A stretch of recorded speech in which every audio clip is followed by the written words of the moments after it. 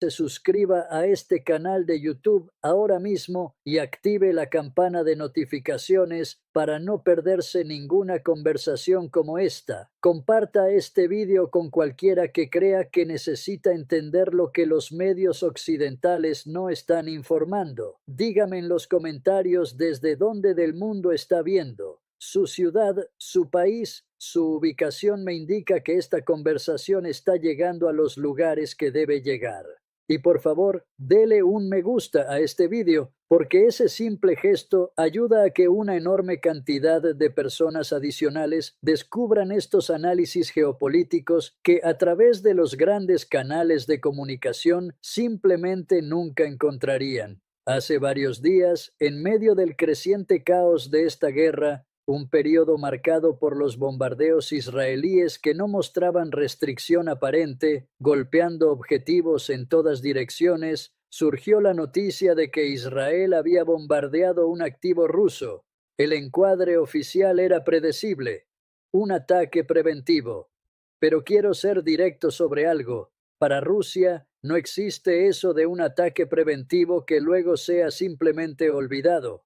La práctica de golpear y seguir adelante, de cortar el césped y reanudar las relaciones normales a la mañana siguiente, no se aplica a Vladimir Putin. Parece que Benjamin Netanyahu olvidó que ya no estaba lidiando con un activo iraní aislado. Estaba lidiando con un activo dentro del puerto de Ansali en el mar Caspio, un puerto donde Rusia tiene importantes intereses operativos, comerciales y militares. Múltiples fuentes periodísticas han confirmado los hechos esenciales. El objetivo de las fuerzas de defensa de Israel era la infraestructura naval iraní, pero esa infraestructura naval iraní resultó estar ubicada en Ansali, y Ansali no es simplemente un puerto iraní en el sentido convencional de la palabra. Analizado geopolíticamente, Ansali es el nodo logístico principal que conecta a Irán con Rusia en toda esa región. Es donde atracan los buques rusos, donde se transfiere la carga, donde la unión económica y estratégica entre Moscú y Teherán es más visible. Y en este ataque en particular, Estados Unidos no participó. Washington, por una vez, se mantuvo a una distancia prudente. Lo que Israel acaba de hacer es el equivalente geopolítico de que Ucrania ataque Crimea. Irán no es territorio ruso, por supuesto, pero ese puerto es un puente que conecta directamente a Irán con Rusia en esa región. El Kremlin ha invertido enormemente en ese corredor, al que considera una arteria comercial norte-sur crítica. Moscú y Teherán lo han desarrollado durante muchos años precisamente para eludir las sanciones occidentales, para evadir las propias sanciones estadounidenses que ni siquiera la Casa Blanca se había atrevido a golpear directamente. Netanyahu decidió atacar de todas formas. Atacó el puerto donde atracan los buques rusos, donde se transfieren las cargas. Se argumenta que esas cargas incluían armas. No lo dudo ni un instante. ¿Por qué no iba a suministrar Rusia armas a Irán, su aliado? Es la misma lógica por la que Estados Unidos suministra bombas a Israel, bombas que se utilizan para matar civiles en Palestina, en el Líbano, en Irán. La estructura lógica es idéntica. La diferencia es que Ansali no es simplemente un punto de transferencia de armas. Es uno de los puertos principales a través del cual el grano ruso se mueve hacia mercados cruciales. Según múltiples informes, equipamiento militar, incluidos los drones que Rusia ha utilizado tan sistemáticamente contra la infraestructura ucraniana, también se mueve a través de ese corredor. La cadena de suministro militar rusa para su conflicto en Ucrania depende en parte de esa ruta, y Netanyahu consideró sencillo bombardearla. Sencillo porque, desde su perspectiva, estaba cortando la línea de suministro de drones de Rusia a Irán. Pero esto no es algo que Rusia vaya a permitir que pase sin consecuencias. Esto no es cuestión de llegar, asestar un golpe y marcharse a la mañana siguiente como si nada hubiera pasado. Rusia no es Irán, Rusia no es Palestina. Atacar una instalación donde Rusia tiene intereses operativos, económicos y militares es cualitativamente diferente a cualquier cosa que Israel haya hecho antes en este conflicto. Esto es genuinamente nuevo.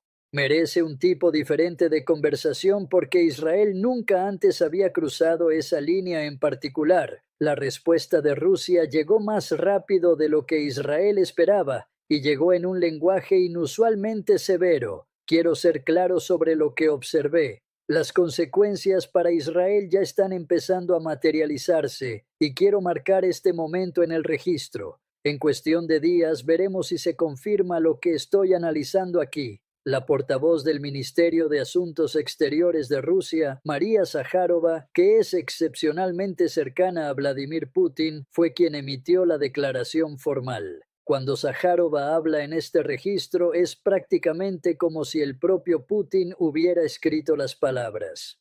Ella declaró personalmente que el ataque de Israel fue imprudente e irresponsable y emitió una advertencia formal de que este tipo de acciones expandirán el conflicto, que Rusia no se quedará con los brazos cruzados y que no olvidará lo sucedido. Declaró explícitamente que este conflicto se expandirá hacia los estados del Mar Caspio. Detengámonos en esa declaración y examinémosla con cuidado. ¿Quiénes son los estados del Mar Caspio? Rusia es uno de ellos. Zaharova no se limitó a una advertencia personal. Esta fue una declaración formal en nombre del Estado ruso, declarando que el ataque de Israel afecta directamente los intereses económicos y militares de Rusia, particularmente su comercio de alimentos con Irán. Es algo que Rusia no perdonará. Y vuelvo al punto que hice antes. Ni siquiera Estados Unidos, una potencia militar de primer orden, se había atrevido a tocar ese corredor. Lo que me parece especialmente revelador es que los medios occidentales apenas han informado sobre nada de esto. Uno se pregunta con buena razón por qué esto no aparece en las grandes cadenas de televisión en este lado del mundo. En los medios rusos, en los medios iraníes, en la cobertura turca y china, aparece de manera prominente. Aquí no. Y ese silencio es en sí mismo parte del problema que he estado señalando durante años. La incapacidad de las grandes instituciones mediáticas occidentales para informar con rigor sobre dinámicas geopolíticas que no encajan cómodamente dentro de la narrativa dominante. He observado este patrón a lo largo de décadas de periodismo y sigue siendo uno de los fracasos más consecuentes de nuestro discurso público. Lo que Zaharova emitió fue, en esencia, un ultimátum a Israel entregado en nombre de Vladimir Putin y del Estado ruso. Un ultimátum que dice en su sustancia: continúa haciendo esto y arrastrarás a todos los países del Mar Caspio a este conflicto. Kazajistán, Azerbaiyán, dos naciones que exportan masivamente a los mercados globales y dependen de ese mar como su arteria comercial primaria. Eso es lo que Israel está poniendo en riesgo con estas acciones imprudentes. Vale la pena entender por qué el mar Caspio tiene ese peso estratégico particular. El Caspio no es un mar abierto. Técnicamente es un lago cerrado, rodeado por Rusia, Irán, Azerbaiyán, Kazajistán y Turkmenistán. Desde la disolución de la Unión Soviética, Rusia ha sido extraordinariamente protectora de esa zona. Ha mantenido una política clara. El Caspio era una zona de paz, de cooperación tácita entre sus estados ribereños. Nadie interfería allí. Nadie perturbaba ese equilibrio hasta que Israel decidió lanzar un ataque en ese espacio. El Caspio había permanecido intacto por la actual ola de conflicto. Cuando uno examina el mapa con cuidado, la magnitud de la provocación se vuelve aún más evidente. El ataque israelí a Ansali ocurrió a una distancia considerable de la zona de conflicto reconocida cerca del estrecho de Hormuz y el Golfo Pérsico. Esto no fue daño colateral, no fue un misil que perdió su rumbo, fue un ataque deliberado contra una zona que es, geopolíticamente hablando, el dominio soberano de los estados ribereños del Caspio, Israel no es uno de esos estados. Cualquier operación militar externa en ese espacio es considerada una violación directa del entendimiento que ha gobernado la región. Israel entendió esto y actuó de todas formas. Eso es lo verdaderamente grave aquí. Netanyahu no podía ignorar la naturaleza de ese puerto, no puede alegar ignorancia. La decisión se tomó con pleno conocimiento de lo que representa Ansali. Y esa decisión revela algo importante sobre el estado actual del cálculo estratégico israelí. Hay una disposición a ignorar todas las líneas rojas, incluidas aquellas que lindan directamente con los intereses rusos. Israel carece de la capacidad real para destruir Ansali de forma permanente. Las imágenes satelitales disponibles muestran un puerto con muchos kilómetros de muelles, almacenes de grano, terminales de contenedores e instalaciones militares conjuntas con Irán. Un ataque aéreo puede dañar edificios, puede destruir algunos barcos, incluidos barcos rusos, pero no puede dejar inoperativo un puerto entero. No puede cerrar Ansali, e incluso si pudiera lograr eso, Irán y Rusia tienen otros puertos disponibles en el Caspio. El mar Caspio es enorme. Tienen opciones alternativas hacia Turkmenistán, hacia otras terminales de grano especializadas. Israel no puede atacar todos esos puntos simultáneamente. ¿Cuál es entonces el objetivo real? Desde mi perspectiva, basada en décadas de observar cómo se comportan realmente las grandes potencias, el objetivo no es la destrucción de la logística ruso-iraní. El objetivo es enviar un mensaje al Kremlin y mantener la presión sobre Irán. Pero en ese cálculo, Israel no está midiendo las consecuencias correctamente. Porque si el ataque hubiera dañado directamente un buque ruso, si hubiera causado bajas rusas sobre el terreno, ya estaríamos hablando en términos completamente diferentes. Estaríamos hablando de una escalada con consecuencias impredecibles. Israel lo sabe y no le importó lo suficiente como para detenerse en la línea. Hay una pieza adicional de contexto que es fundamental para entender el panorama completo. Hace algunos meses, Rusia ofreció a Irán un tratado de defensa mutua siguiendo el mismo modelo que ya había firmado con Corea del Norte. Un tratado que establece que si una de las partes es atacada, la otra está obligada a intervenir militarmente. Una especie de OTAN entre ellos, lo que Washington llama el eje del mal. Bajo ese marco, Corea del Norte ya opera bajo el paraguas nuclear ruso. Por eso han aparecido soldados norcoreanos luchando junto a las tropas rusas. Por eso Kim Jong-un celebró la firma de ese acuerdo, porque significaba que el aislamiento internacional de su país se había roto formalmente. Ese fue el nivel de compromiso que Rusia extendió a Irán, y Teherán dijo no. La facción dentro del parlamento iraní que todavía creía en la posibilidad de un acuerdo con Occidente rechazó la oferta. Prefirieron mantener cierta distancia de Moscú, no estar completamente atados a la esfera rusa, no deberle ese tipo de deuda al Kremlin. Y ahora, después de todo lo que está sucediendo, Israel le está mostrando a Irán exactamente lo que esa decisión ha causado. Irán hoy se encuentra sin protección formal, expuesto a los ataques israelíes, mientras Rusia observa sin obligación legal de responder hasta que Israel tocó el mar Caspio. Eso es lo que cambió la ecuación. Israel sabe que Irán no tiene un paraguas nuclear, sabe que Rusia no tiene ninguna obligación legal de defender a Irán porque no existe ningún tratado de defensa mutua. Sabe que puede atacar instalaciones iraníes sin desencadenar una respuesta militar automática rusa. Y eso es precisamente lo que ha estado haciendo, pero al atacar Ansali se movió a un terreno diferente, un terreno donde los intereses rusos están directamente comprometidos, donde existe infraestructura rusa, donde los activos rusos están genuinamente en juego. Si Israel continúa atacando intereses rusos, si continúa tocando activos del Kremlin, Rusia no necesita entrar al conflicto directamente. Le es suficiente con decirle a Irán, aquí está el armamento, haz con él lo que quieras. suministros, tecnología, no necesariamente de la generación más avanzada.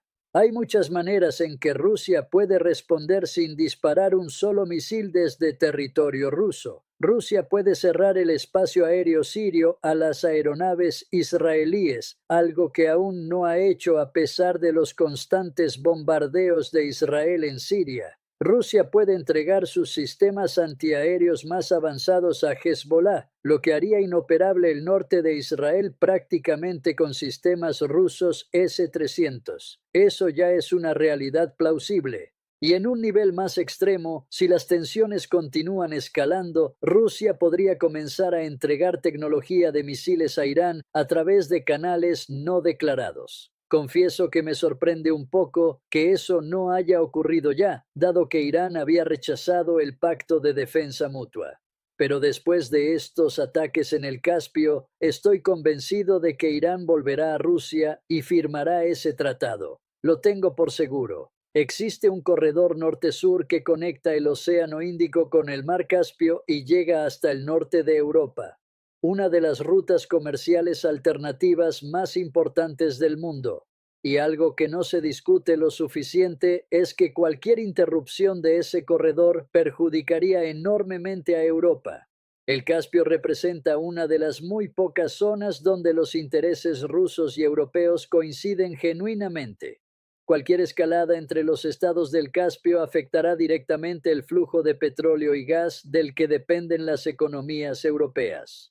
Por eso Sájarova habla de consecuencias para todos los estados del Caspio, Kazajistán, Azerbaiyán, dos naciones que exportan masivamente a los mercados globales y utilizan ese mar como su arteria comercial primaria. Lo que estamos observando en Israel no es un acto de fortaleza, es un acto de desesperación. El mito del invencible ejército israelí se ha hecho añicos en Gaza, en el Líbano y en el Mar Rojo. Gaza se ha convertido en un verdadero atolladero donde las bajas israelíes siguen aumentando. La economía israelí está en declive. La capacidad de disuasión que vendieron al mundo durante tanto tiempo, la celebrada cúpula de hierro, ya no se presenta como infalible. El mismo patrón se repite con Hezbollah en el Líbano. Israel está infligiendo un costo brutal, pero el Líbano también ha causado a Israel pérdidas significativas y ha demostrado que el norte de Israel es profundamente vulnerable. Los hutíes en Yemen han cerrado efectivamente el Mar Rojo a los intereses israelíes. Y ahora Israel ha abierto un conflicto en el Caspio. Israel ha generado metódicamente conflictos a lo largo de todos los corredores marítimos y frentes significativos: el estrecho de Hormuz, el Mar Rojo y ahora el Mar Caspio. A través de cada ruta, a través de cada frente, a través de cada ataque directo de Irán que ha penetrado unas defensas supuestamente impenetrables.